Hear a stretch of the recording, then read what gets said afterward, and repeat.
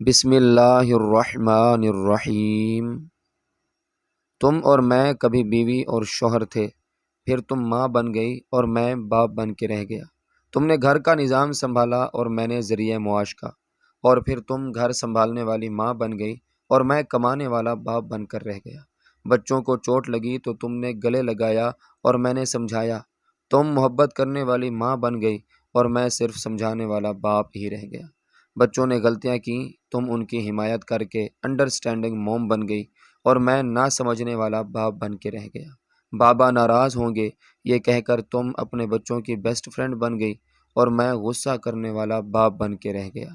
تم سارا دن بچوں سے راز و نیاز کرتے ہوئے اپنا مستقبل محفوظ بناتے ہوئے بچوں کے ذہنوں میں گھر کرتی چلی گئی اور میں فقط گھر کا مستقبل بنانے کے لیے اپنا آج برباد کرتا چلا گیا۔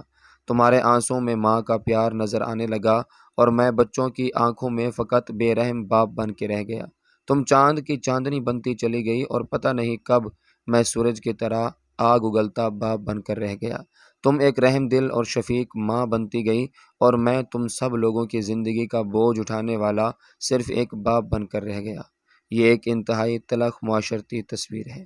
بہت کم ایسی مائیں ملیں گی جو اپنے بچوں کے سامنے ان کے باپ کا مقام بلند کر کے رکھتی ہیں، جو بچوں کو یہ بتاتی ہیں کہ کیسے ان کا باپ اپنے آگے کا نوالا اپنے بچوں کو کھلا کر خود بھوکا رہ جاتا ہے، کیسے ایک باپ سارا دن اپنے بچوں کے رزق کے لیے مارا مارا پھرتا ہے، اپنے بچوں کے بہتر مستقبل کے لیے کیا کیا قربانیاں دیتا ہے اور کن کن تکالیف کا سامنا کرتا ہے، کس طرح ان کو ان کے پیروں پر کھڑا کرنے کے لیے اپنے آپ کو برباد کر لیتا ہے، خود کو ختم کر لیتا ہے، تب کہیں جا کر اولاد کسی قابل بنتی ہے۔